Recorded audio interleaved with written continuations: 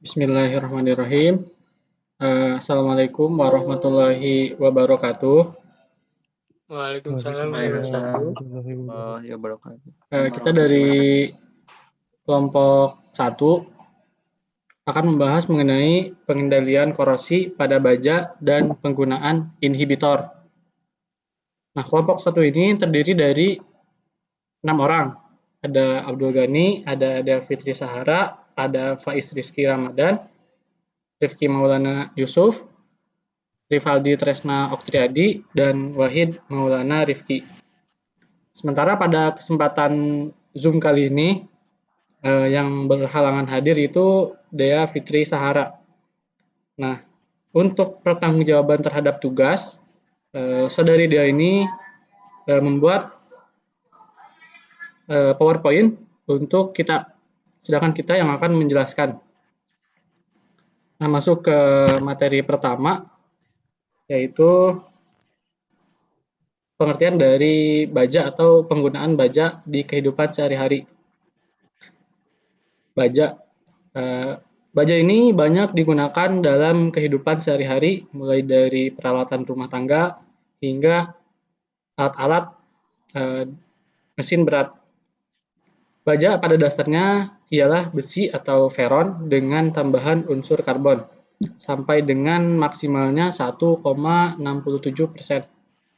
Nah, bila kadar unsur karbon lebih dari 1,67%, maka material tersebut biasanya disebut sebagai besi cor atau cast iron. Nah, di samping itu, baja mengandung unsur campuran lain yang disebut paduan, misalnya mangan, tembaga, silikon, belerang, dan fosfor. Nah, pada baja di kehidupan sipil itu sangat banyak dipergunakan konstruksi baja, semisal untuk penggunaan material pada pembangunan gerbang dan juga lain-lain. Nah, materi selanjutnya yang akan dibacakan oleh saudara Rafli. Silakan. Materi selanjutnya itu ini menurut Hasnan tahun 2006 baja dapat diklasifikasi berdasarkan kandungan karbon, yaitu yang pertama baja karbon rendah atau low carbon steel. Yang bagian pertama kadar karbonnya adalah 0,05% sampai 0,30%. Terus sifatnya mudah ditempa dan mudah di mesin. Selanjutnya penggunaannya kandungan karbon 0,05% sampai 0,20%. Banyak digunakan untuk bodi mobil, bangunan, pipa, rantai, paku, skrup. Sedangkan kandungan baja 0,20% sampai 0,30% digunakan pada gigi persneling, baut, jembatan, dan palang. Yang kedua, baja karbon menengah atau medium carbon steel.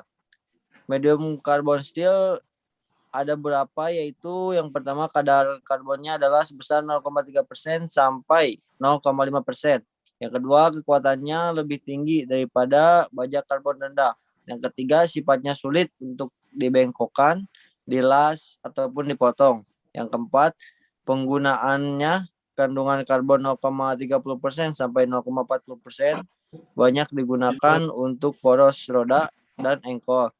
Kandungan karbon 0,40% sampai 0,50% digunakan pada rel, skrup mobil, gigi, roda mobil, dan kettle wrap. Dan kandungan karbon 0,50% sampai 0,60% digunakan untuk palu dan pengeretan.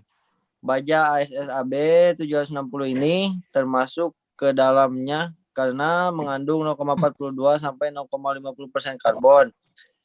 Selanjutnya yang menurut Hasan, yang ketiga adalah baja karbon tinggi atau high carbon steel.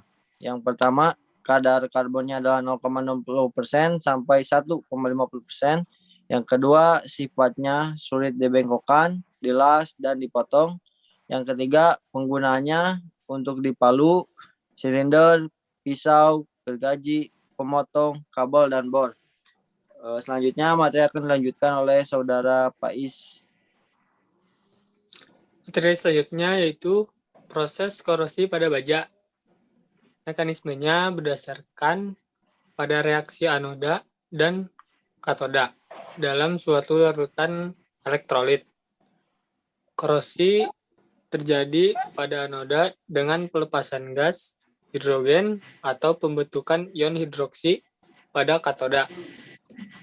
Ion hidroksi dapat bereaksi dengan ion logam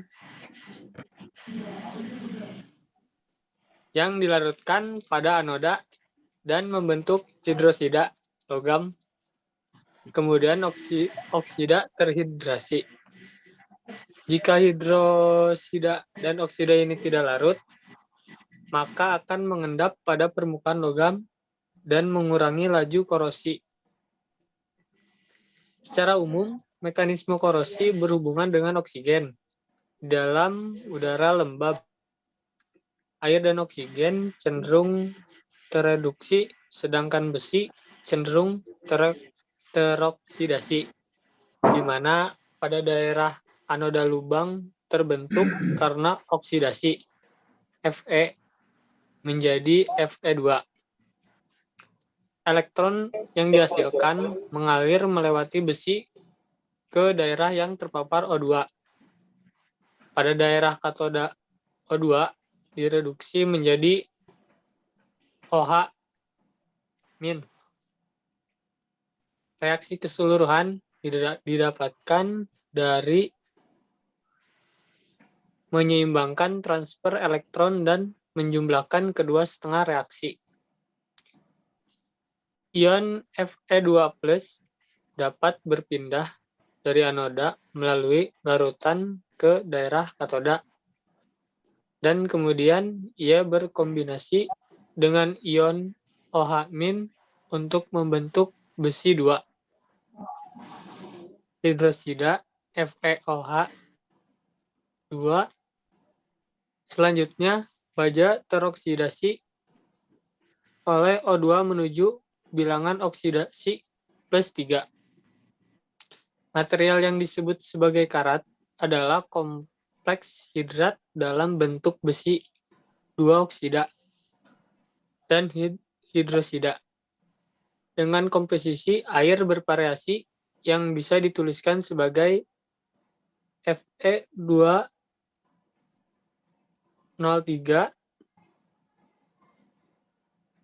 XH2O.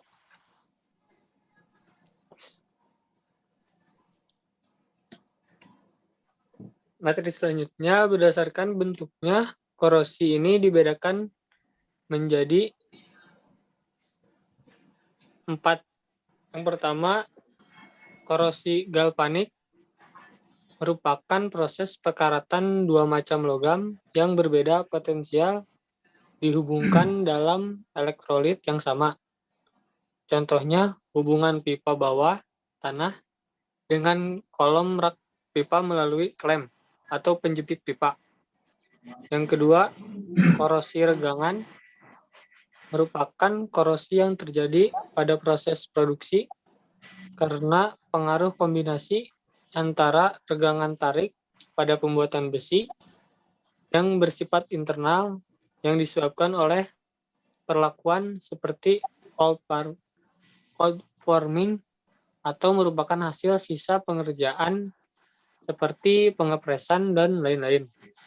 Ketiga, korosi celah merupakan korosi yang disebabkan oleh perbedaan konsentrasi zat asam sehingga terbentuk celah yang berupa retakan. Celah yang terbentuk ini terisi dengan larutan elektrolit, air, dan pH-nya yang rendah. Kondisi ini menyebabkan terbentuknya karat atau korosi. Akibatnya terjadi kehilangan logam dalam celah.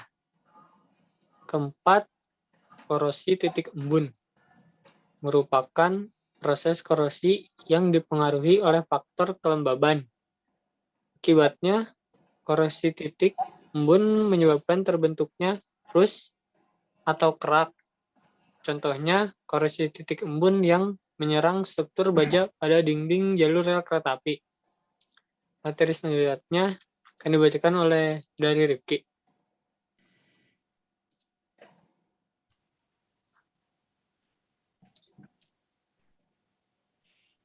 Baik, materi selanjutnya yaitu korosi lingkungan asam klorida. Faktor penting yang mempengaruhi korosi adalah faktor lingkungan, terutama lingkungan yang mempunyai pH rendah atau lingkungan asam. Korosi lingkungan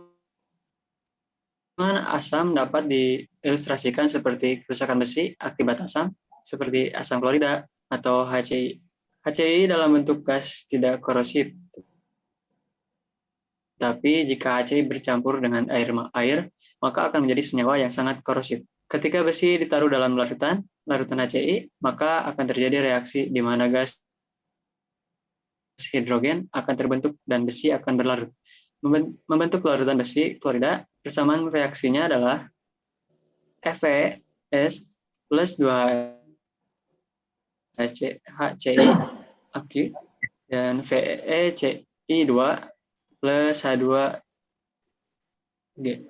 Reaksi anoda diindikasikan dengan naiknya bilangan oksidasi dan terjadinya produksi elektron. Reaksi katoda diindikasikan dengan terjadinya pertambahan elektron sehingga menyebabkan penurunan bilangan oksidasi. Hal ini merupakan prinsip utama korosi, yaitu ketika suatu logam mengalami korosi, maka laju oksidasi akan sama dengan laju reduksi.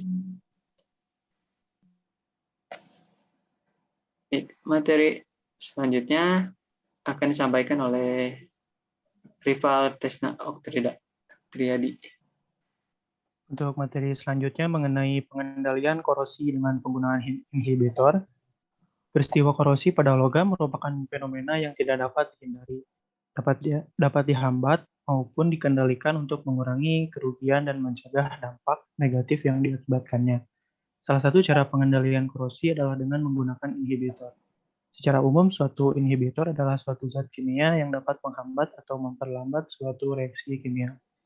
Sedangkan inhibitor korosi adalah suatu zat kimia yang bila ditambahkan ke dalam suatu lingkungan, dapat menurunkan laju penyerangan korosi lingkungan itu terhadap suatu logam, menurut Dalimunte tahun 2005. Penggunaan inhibitor korosi merupakan cara yang paling efektif, karena dalam penggunaannya memerlukan biaya yang relatif murah dan prosesnya sederhana. Inhibitor korosi umumnya berasal dari senyawa-senyawa organik dan anorganik yang mengandung gugus pasangan elektron bebas, seperti nitrit, kromat, fosfat, urea, fenilalanin, imidazolin, dan senyawa-senyawa amina. Namun, pada kenyataannya bahan kimia sintetis ini merupakan bahan kimia berbahaya dan harganya mahal, dan juga tidak ramah lingkungan. Untuk itu, dicari penggunaan inhibitor yang aman, mudah didapat, bersifat biodegradable, biaya murah, dan ramah lingkungan. Beberapa penelitian menunjukkan bahwa ekstrak bahan alam mempunyai efisiensi yang tinggi dalam proses penurunan laju korosi logam.